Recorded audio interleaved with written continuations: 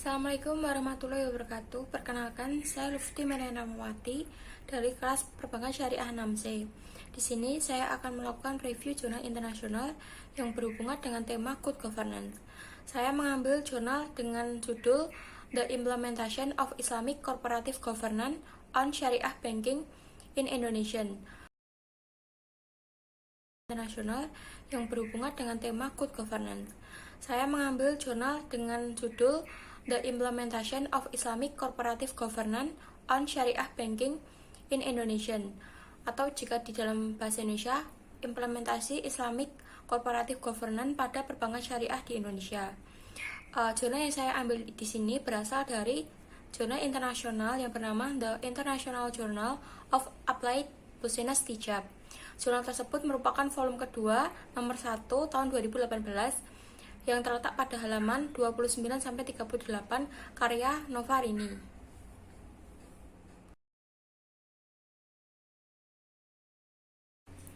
Latar belakang dari jurnal yang saya ambil. Di dalam latar belakang jurnal tersebut telah dijelaskan bahwasannya pada awal tahun 2000-an terdapat lembaga keuangan yang mengalami kebangkrutan di salah satu negara, yaitu Turki. Lembaga tersebut bernama Ikhlas Financial House, di mana faktor yang menjadi penyebab kebangkrutan dari lembaga tersebut akibat melemahnya mekanisme internal dan eksternal perusahaan dalam tata kelola perusahaan. Dalam hal ini, Investment Depositor Protection yang menjadi manajemen dari bank syariah tidak mampu memberikan jaminan yang akan dihadapi oleh para investor, deposan, dan stakeholder apabila terjadi resiko-resiko yang tidak mungkin terelakkan, yaitu resiko kebangkrutan. Hasil penelitian dari Grice dan Pregnan pada tahun 2006 telah menunjukkan bahwasannya perbankan syariah di 16 negara, salah satunya Indonesia, utamanya berpotensi untuk mengalami kelemahan mekanisme internal dan eksternal. Di dalam hal ini, mekanisme internal berupa kompetensi dari Dewan Pengawas Syariah serta dalam kegiatan operasional perbankannya. Yang kedua adalah mekanisme eksternal. Biasanya mekanisme eksternal di sini melemah akibat adanya regulasi pelaksanaan Good Cooperative Governance Bank Syariah yang tidak dapat ditegakkan atau dijalankan secara efektif serta tidak dapat diimplementasikan sesuai dengan syariah Islam. Tujuan penelitian. Dalam jurnal ini telah dijelaskan bahwa tujuan penelitiannya untuk mengetahui bagaimana penerapan Islamic Corporative Governance yang ada di perbankan syariah di Indonesia. Dalam hal ini, permasalahannya berupa perbankan syariah di 16 negara mengalami kelemahan dalam mekanisme internal dan eksternal tata kelola perusahaan, di mana masalah mekanisme internal itu berfokus pada kompetensi Dewan Pengawas Syariah atau DPS serta dalam kegiatan operasional bank syariah. Untuk yang masalah dalam mekanisme eksternal itu berupa adanya regulasi pelaksanaan good governance atau good cooperative governance bank syariah yang tidak dapat dijalankan secara efektif atau tidak dapat diimplementasikan sesuai dengan prinsip syariah atau prinsip yang ada. Untuk selanjutnya yaitu metode penelitian. Metode yang digunakan dalam jurnal ini berupa studi literatur, di mana peneliti telah melakukan analisis mengenai literatur dan hasil penelitian sebelumnya yang berhubungan dengan tata kelola perusahaan Islam, terutama dalam perbankan syariah.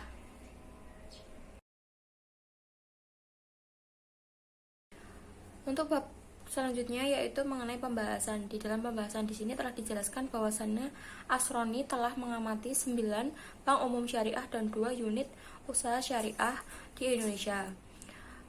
Dia mengamati ke 9 bank umum tersebut dan 2 unit usaha syariah tersebut karena pada tahun 2010 bank tersebut sudah beroperasi, di mana pada tahun 2010 juga Corporative Governance sudah diakomodasi dalam peraturan perbankan Bank Indonesia. Dalam penelitian ini, Asroni juga menggunakan variabel dependent dan variabel independen, di mana variabel dependennya berupa kinerja bank syariah dan variabel independennya berupa implementasi Islam Cooperative Governance.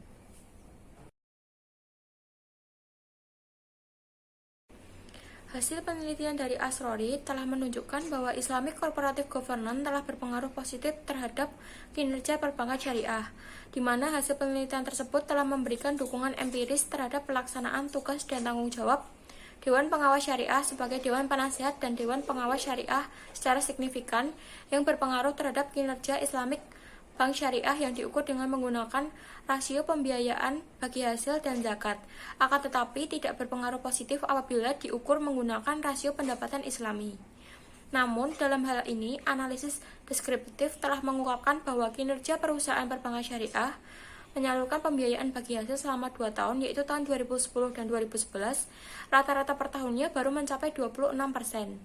Di mana dalam hal ini mengindikasi bahwa kemampuan perusahaan perbankan syariah dalam menyalurkan dana melalui pembiayaan bagi hasil dengan akad mudharabah dan musyarakah masih sangat rendah.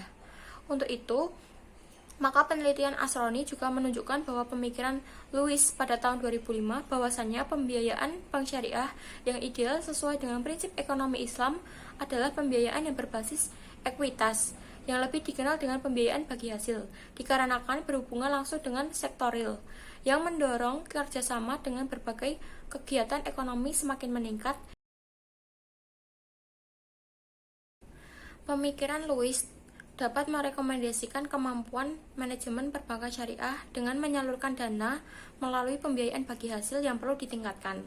Penelitian Asroni pada tahun 2014 juga menghasilkan temuan bahwasannya memberikan dukungan empiris keberadaan Dewan Pengawas Syariah sebagai Dewan Penasihat dan Dewan Pengawas Sistem Syariah dalam pelaksanaan good governance Bank Umum Syariah dan unit usaha syariah tidak berpengaruh positif terhadap kinerja bank syariah untuk memperoleh pendapatan Islami atau pendapatan yang berbasis syariah.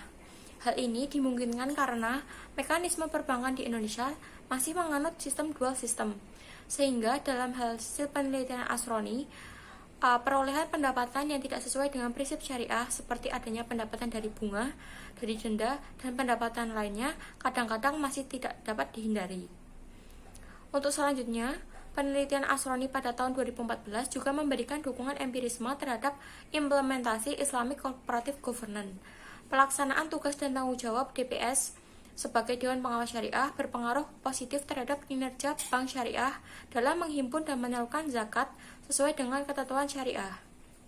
Hasil penelitian selanjutnya juga mendukung pemikiran dari Basam dan Crosstopper pada tahun 2006 yang menyatakan tujuan umum dari bank syariah didirikan adalah untuk menegakkan prinsip ekonomi Islami, menciptakan keadilan ekonomi bagi umat melalui mekanisme zakat.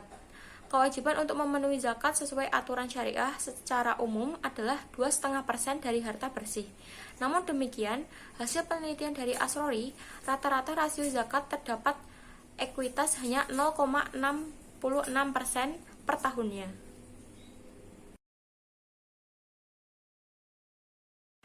Dari hasil penelitian tersebut mengindikasikan kinerja perbankan syariah khususnya pada saat menunaikan kewajiban zakat sesuai dengan aturan syariah tersebut masih sangat rendah dan direkomendasikan untuk perlu ditingkatkan, mengingat peran zakat sangat penting dalam kehidupan masyarakat muslim.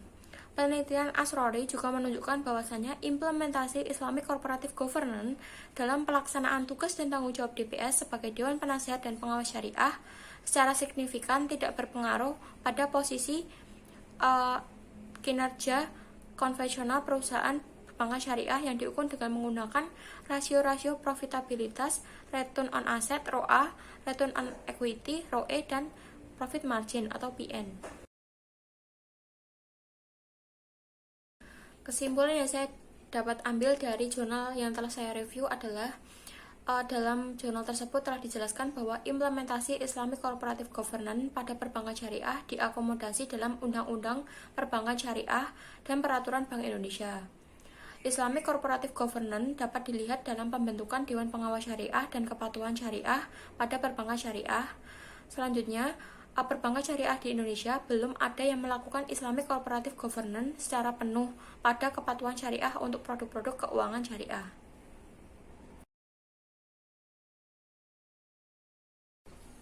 Untuk kelebihan dari jurnal yang saya ambil di sini, jurnal tersebut telah memiliki lebih dari 10 studi literatur, sehingga dalam penyampaian argumennya pun lebih luas dan lebih rinci. Selain itu juga terdapat sumber hukum seperti peraturan perundang-undangan Bank Indonesia mengenai perbankan syariah serta Islamic Corporative Governance. Untuk kekurangan dari jurnal yang saya baca di sini berupa data fisiknya, karena di dalam jurnal ini tidak menunjukkan atau menyantumkan lampiran data fisik yang berhubungan dengan penelitian ini.